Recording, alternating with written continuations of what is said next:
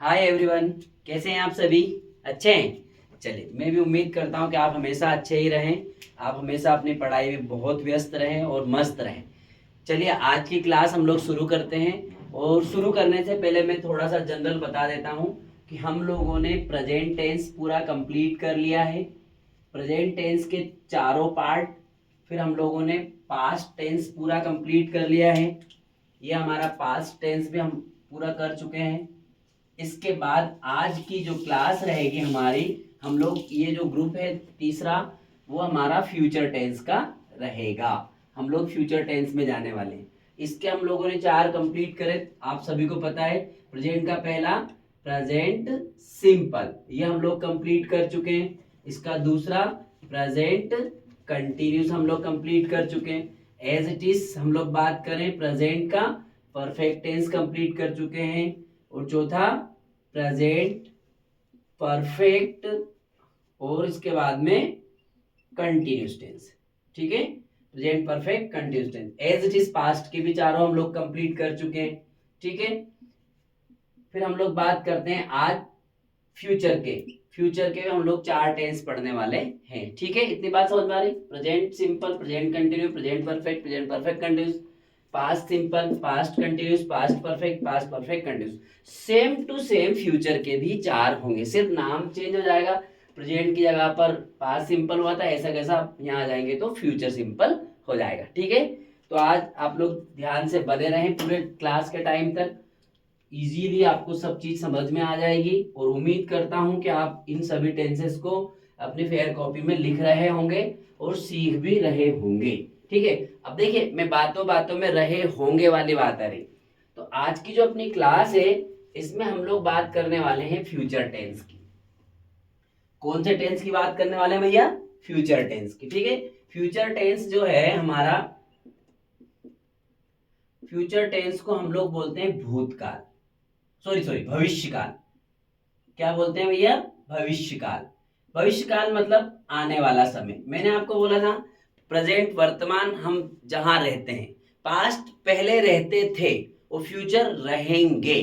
तो इसकी जो पहचान होती है फ्यूचर की, क्या होती है? अब इसके फ्यूचर के भी चार होते हैं, तो हम लोग सबसे पहले फ्यूचर का पहला टेंस पढ़ेंगे, फ्यूचर सिंपल।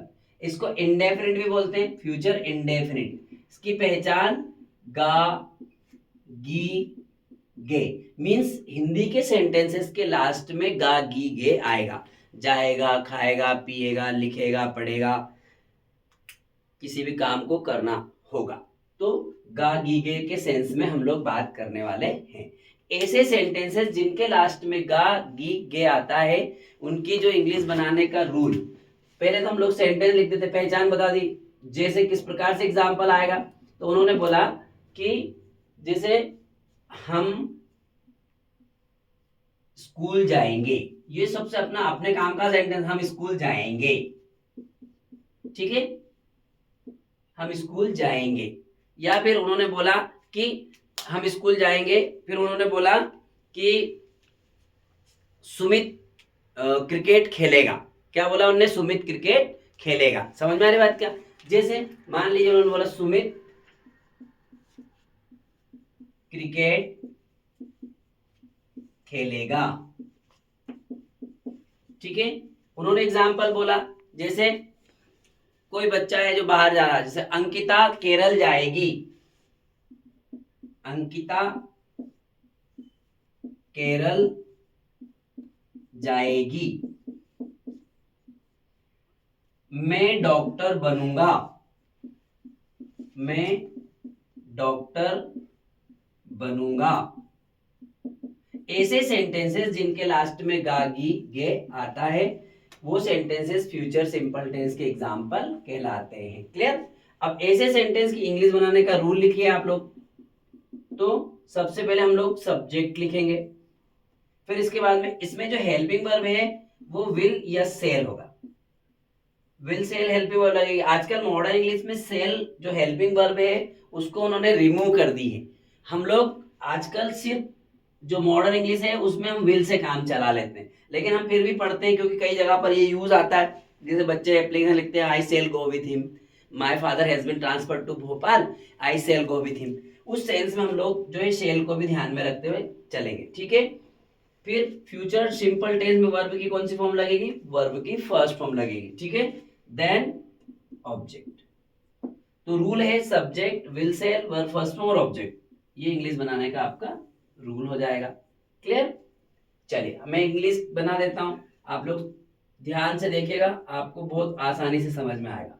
हम स्कूल जाएंगे, अब थोड़ा सा इसमें एक चीज और है कि ये विल का यूज कहाँ होता है, शेल का ये कहाँ यूज होता है, तो मैं तो आपको बता देता हूँ। देखिए सभी के साथ में आप तो विल का यूज करिए, लेकिन फिर भी ही, सी, इट या कोई एक नाम होता है, इनके साथ में विल का यूज करवाते थे पहले। फिर उन्होंने क्या बोला कि जो आई है और वी है इनके साथ में सेल लगाते थे, फिर यू दे के साथ में विल लगा रहे, तो आप क्या करोगे, सभी के साथ आप तो विल का यूज करिए, ठीक है, सभी के साथ में आप विल लगाइए। लेकिन आई और वी के साथ स्पेशल कंडीशन में आप सेल का यूज देख सकते हैं, आई सेल, वी शेल, है ना। लेकिन जैसे we shall overcome, we shall overcome, आप लोग देखेंगे हम होंगे कामयाब, जो हम लोग जो एनसीसी सॉन्ग गाते हैं, वी शेल ओवरकम, तो उसमें शेल का यूज होता है आई और वी के साथ में। लेकिन आप तो सभी के साथ में आजकल जो में विल का, स्कूल जाएंगे इंग्लिश बनाएंगे, we will go to school, हम स्कूल जाएंगे, we will go to school, ये सेंटेंस हुआ आपका फर्स्ट। सेकंड एग्जांपल देखिए, सुमित क्रिकेट खेलेगा,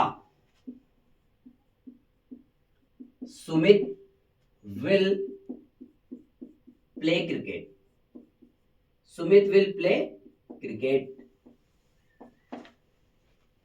अंकिता केरल जाएगी, अंकिता विल गो, अब एक स्थान से दो जगह जाते हैं तो प्रीपोजिशन टू लगाते हैं, गो टू केरला, ठीक है, केरला, ठीक है, केरल। मैं डॉक्टर बनूंगा, आई, एक में मैं आई के साथ में शेल लगाऊं क्या, ठीक है, आई शेल लिख दीजिए आप लोग, I shall become a doctor, I shall become a doctor, ठीक है। यहां पर I will become a doctor भी लिख सकते हैं आप लोग। क्लियर? फ्यूचर सिंपल बहुत सरल सा सेंटेंस बताता है, बहुत सरल टेंस है, क्योंकि हम लोग इसको इजीली समझ सकते हैं लास्ट में गा गी गे से। और रूल क्या है, subject will shell verb first form और ऑब्जेक्ट। क्लियर? यदि हम इनको नेगेटिव बनाते हैं तो विल और शेल के बाद में नॉट आ जाएगा, तो मैं आपको सब्जेक्ट इसका रूल लिख देता हूं।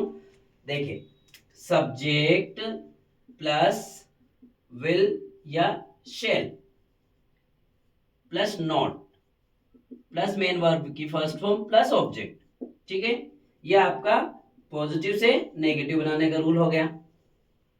यदि आप इसे इंट्रोगेटिव बनाएंगे तो विल सेल पहले ले आएंगे, विल या शेल पहले आ जाएगा, फिर आपका सब्जेक्ट हो जाएगा, फिर मेन वर्ब की फर्स्ट फॉर्म हो जाएगी, फिर ऑब्जेक्ट हो जाएगा और लास्ट में क्वेश्चन मार्क लगाएंगे, ठीक है।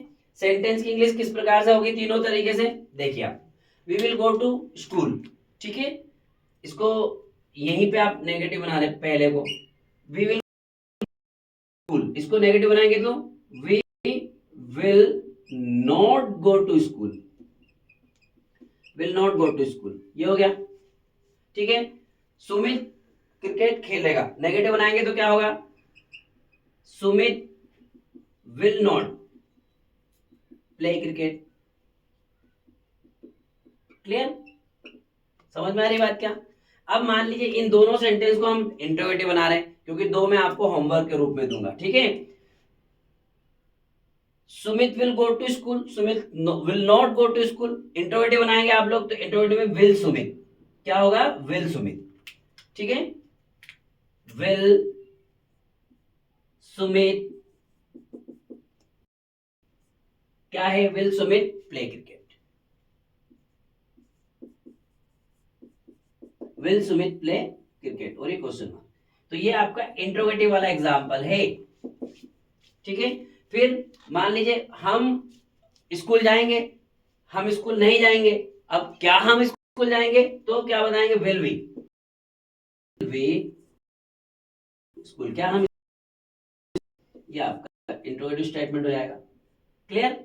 तो इस तरीके से आप लोगों को फ्यूचर के एग्जांपल्स को बनाना, फ्यूचर टेंस बहुत आसान सा टेंस है, हम इजीली इसको बना सकते हैं। थोड़ी सी आप प्रैक्टिस करेंगे तो आप अपने जहन में इसको रख सकते हैं, ब्रेन में सेव कर सकते हैं। उम्मीद करता हूँ मेरी आज की जो क्लास है आपको अच्छी लगी होगी। क्लास अच्छी लगती है तो आप वीडियो को लाइक करेंगे, शेयर सब्सक्राइब भी करेंगे और बने रहे मेरे साथ। कल तक मैं फिर लेकर के आता हूँ नेक्स्ट क्लास, तब तक के लिए आपको ऑल द बेस्ट।